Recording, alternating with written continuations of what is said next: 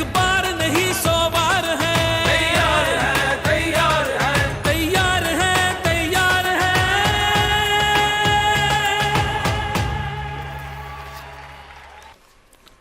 Welcome back. आप देख रहे हैं Cadbury dairy milk cricket Hungama. This show is presented by Coca Cola, powered by Dollins and brought to you by ज़मीन.com। ज़मीन.com की खास बात यह है कि इस वक्त ये 100 से ज़ायद शानदार और अप्रूव्ड प्रोजेक्ट को एक्सक्लूसिवली मार्केट कर रहा है और 15,000 से ज़ायद रियल स्टेट एजेंट्स इसका हिस्सा हैं, 5500 से ज़ायद इसके अपने खुद के एम्प्लॉयज़ हैं। तो ये है ज़मीन.com। हम चलते हैं मोहम्मद आमिर की तरफ और पूछते हैं कि आज के मैच में हम क्यों हारे। जी आमिर, बस हार गए। आपकी नज़र में क्या हुआ, कहाँ 137 वहीं से मैच चला गया? यार देखिए, ये आज के मैच का नहीं, मैं तो थ्रू आउट टूर्नामेंट से कह रहा हूँ। लोग समझते हैं कि मैं तनकीद करता हूँ, मैं अपनी क्रिकेटिंग सेंस से बात कर रहा था कि हम फाइनल खेल गए, ये बहुत बड़ी बात है। ऑनेस्टली हम डिज़र्व नहीं करते थे। जिस तरह हम फाइनल में पहुँचे सारी दुनिया को पता है, बस पहुँच गए हम, अल्लाह ने पहुँचा दिया हमें। वरना ओवरऑल अपनी, आप कह रहे हैं कि बैटिंग रन्स कम थे, आप ओवरऑल बैट्समैन हो कि ज़रा पूरे टूर्नामेंट की परफॉर्मेंस तो निकालें, आपको रिजल्ट्स पता चल जाएंगे। तो फिर मैंने आपको कहा था कि ज़रा सिडनी से बाहर तो निकले ना सिडनी से बाहर, तो यही होना था।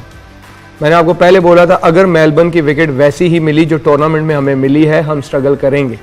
और हमने किया कि नहीं किया, ये होना था। और फिर दूसरा ये है कि जो मुझे आज का लगता है कि आप टॉस हारे, आपको पता है कि कंडीशंस कैसी हैं, फिर जो भी है आपको स्टार्ट अच्छा मिल गया था, 6 में 39 था, 1 आउट था, स्टार्ट अच्छा मिल गया था उस विकेट के हिसाब से। आपको ये पता, जैसे हमने सुबह बात की थी कि आपने विकेट को असेस करना है कि यार इस पे कितना रन हो सकता है या कितना हम कर सकते हैं। आप उस हिसाब से as a bowler, as a batsman अपना गियर चेंज करते हो। 6 में इस तरह की विकेट पे 39 लगाओ, 1 आउट हो, आप कहते हो कि ठीक है यार हमें स्टार्ट मिल गया, हम 160 तक फिनिश कर सकते हैं। हारिस की हम बात करें जी, बड़ा टैलेंटेड, हमने सब ने उसको अप्रिशिएट भी किया कि जिस तरह का उसका इंटेंट है। इंटेंट होता है, साथ उसके साथ सेंस होती है, ये 2 चीजें, फिर आप बड़े प्लेयर बनते हो। आप इंटरनेशनल क्रिकेट में आदिल रशीद को पहली दफा खेल रहे हो, पहला बॉल खेल रहे हो और आप निकल के मार रहे हो, आपने पूरा मैच आगे लगा दिया। आप इस तरह के चांसेस वहां पे लेते हो जहां पे आपको पता है कि ये फ्लैट विकेट है, आने वाले बैट्समैन के लिए भी इजी होगा। इस तरह के विकेट्स पे आप दूसरे बैट्समैन पे नहीं छोड़ते कि जो भी नया बैट्समैन आएगा वो स्ट्रगल करेगा। बेन स्टोक्स ने, यही होता है एक्सपीरियंस और गेम अवेयरनेस, यही होती है। उसने क्या किया, उसको पता था कि यहां पे मेरी जगह कोई नया बैट्समैन आएगा, उसको स्ट्रगल होगी। आप विकेट के साथ खेलते हो। मैंने आपको पहले भी बोला था पिछले शोज में, मैं एज अ बॉलर हमेशा बैट्समैन के साथ नहीं खेलता, मैं विकेट के साथ खेलता हूं।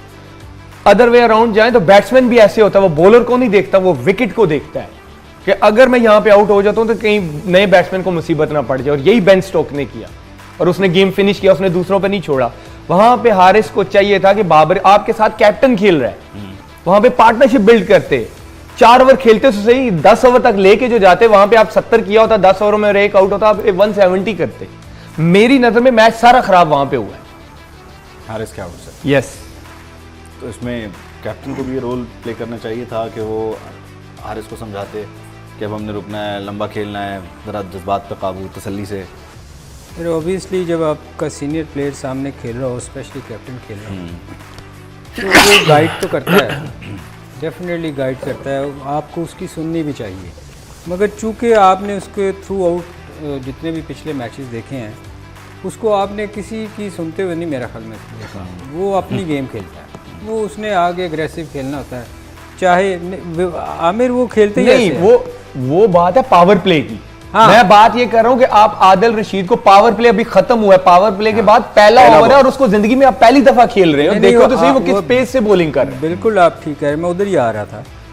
बात ये है कि हम उसको देखते आए कि वो एग्रेसिव खेलता, मगर वो क्या था, जैसे आमिर ने कहा कि पावर प्ले था, उसमें आपको थोड़ी सी 19-20 भी शॉट लगे, जैसे आज नहीं लगी थी, तो अगर पावर प्ले होता तो बीच में गिर जानी थी। उसको गाइडलाइन लेनी चाहिए थी अपने कप्तान से। जैसे कहा कि अगर 1 विकेट पे हम 70 करते तो स्कोर डेफिनेटली डिफरेंट होता। एक चीज़ मुझे सबसे बुरी लगी, आज मैं पिछले कई मैचों से देख रहा हूँ, आज चूँकि हम हारे में, हम बात इसलिए बीच में करनी छोड़ दी थी कि लोग माइंड करते थे कि यार ये क्रिकेट से हट के बात कर रहे हैं ना। अब आप देखें, मैं बाबर की मिसाल दे देता हूँ आपको। मैं हैरान होता हूँ यार, हम एशिया की एशियन की टीम है और मेरे लिए अगर बैटिंग कर रहा हूँ ना, तो मेरे लिए सॉफ्ट टारगेट रशीद और लिविंगस्टन होते, क्योंकि हमें स्पिनर खेलने पे हमें अबूर हासिल है। हमने सबसे कम स्कोर उनको दिया। अगर आप उसका इफ्तिहार का एक ओवर देख लें, मुझे तो यूँ लग रहा था कि इंग्लैंड का कोई बैट्समैन बैटिंग कर रहा है जिसको लेग स्पिन समझ ही नहीं आ रही। यार हम रीड ही नहीं कर सके। आप बाबर को देखो, गूगली पे वो कॉटन बोल्ड हुआ है। यार आप इतने बड़े प्लेयर हो, आपको गूगली जज नहीं हो रही। इससे पहले एक मैच में मैंने उसको गूगली पे बोल्ड होते हुए देखा, तो मैं हैरान होता हूँ कि यार देखें, जो अच्छा बैट्समैन, जो भी बैट्समैन अच्छा होता है ना, वो कभी भी बॉल देख के नहीं खेलता। वो बॉल जब हाथ से निकलता है तो जब रीड करता है तभी आपको पता चलेगा ना कि ये लेग ब्रेक है, ये फ्लिपर है, ये गूगली है। आप इट्स मीन के यार इतना स्कोर किया हुआ है आपने, आप लोगों को उसकी गूगली रीड नहीं हो रही। मैं तो हैरान हूँ, क्योंकि हमारे पाकिस्तान टीम के साथ बहुत सारे कोचेज़ ऐसे हैं, मुशी करवाता है लेग स्पिन, इनको कोच है। तो ये क्या इन लोगों को ये नहीं पता यार। अगर मुझे इनका होमवर्क क्यों कंप्लीट नहीं है? अगर मुझे ना पता हो कि मैं गूगली पिक नहीं कर रहा, मैं तो जाके, जैसे आमिर कहता था कि आकिब ने मुझे कहा कि भाई तुमने पूरे 2 घंटे इन स्विंग की प्रैक्टिस करनी है, फिर वो गूगली की प्रैक्टिस करें। आ गई ना, तो आप जाके कम से कम उसकी प्रैक्टिस तो करें। आप आउट हो रहे हैं उस पर यार। एशियन टीम होके हम स्पिनर को, मेरे ख्याल में हमें सबसे ज़्यादा स्कोर स्पिनर पे करना चाहिए था, क्योंकि आज बॉलिंग फास्ट बॉलर के लिए बैटिंग मुश्किल थी। वो भी हमने टाइम निकाल दिया और उसके बाद फिर हम 138 पे आउट हुए। बहुत सारी चीज़ें हैं जो क्रिटिसाइज़ करने के लिए हैं, मगर बात ये है कि जब क्रिटिसाइज़ करो तो फिर लोग लोगों को देखना तो होगा ना। डेफिनेटली अब ये नहीं हो सकता कि आप ये कहें कि बहुत अच्छा थे, बेहतरीन खेले, मेरिट पे खेल के यहाँ पहुँचे, हार के वापस आ गए। फाइटिंग स्पिरिट डेफिनेटली टीम में मौजूद थी, लेकिन गलतियाँ भी हैं ना, उन गलतियों की तरफ देखना पड़ेगा ताकि फ्यूचर में आप आगे बढ़ें। यहीं रुके रहना तो फिर फ़ायदा। जैसे अभी विकी भाई, बाबर से शुरू कर लेते हैं ना। बाबर ने 7 मैचेस खेले, 124। फिर रिजवान के साथ स्ट्राइक रेट मैंने नोट नहीं किया, इसके 124 रन है। कितना बना स्ट्राइक रेट आपने नोट? आई थिंक 93 94 93 चलें, आपके कहने में 93। रिजवान के 7 मैच 175। क्या स्ट्राइक रेट? I think 110। ये तो एवरेज निकलेगी, स्ट्राइक रेट नहीं। लेकिन हाँ, आप सही कह रहे हैं कि देखिए, रिजवान और बाबर पे हमारी शुरू से बहुत बहस हुई है। काफ़ी लोगों ने बात की, काफ़ी लोगों ने ट्विटर और सोशल मीडिया पे ट्रोल किया। वी नो कि वो जब शुरू करते थे दे स्टार्ट ऑफ स्लो और फिर वो बाद में पेस पकड़ने की कोशिश करते हैं। बट इस टूर्नामेंट में ऑब्वियसली अगर हम बाबर की बात करें तो Babar was out of form. एक उसकी इनिंग्स थी जिसमें उसने 50 किया। Rizwan was also mostly out of form, जिसने जो है एक 50 किया पूरे टूर्नामेंट में। सिडनी में प्रॉब्ली। तो दोनों नहीं, मतलब सिडनी में दोनों नहीं। सो देखें, बात यह है कि ऑब्वियसली जो स्टार्ट उनसे डिमांड थी, जिन स्टार्ट्स की इन दोनों प्लेयरों से, वो तो ये नहीं कर सके। हमारा जो इनके साथ सबसे बड़ा लोगों का या सोशल मीडिया या हमारा इख्तिलाफ था कि हाँ आप रन्स करो, बट आपका इंटेंट नज़र आना चाहिए।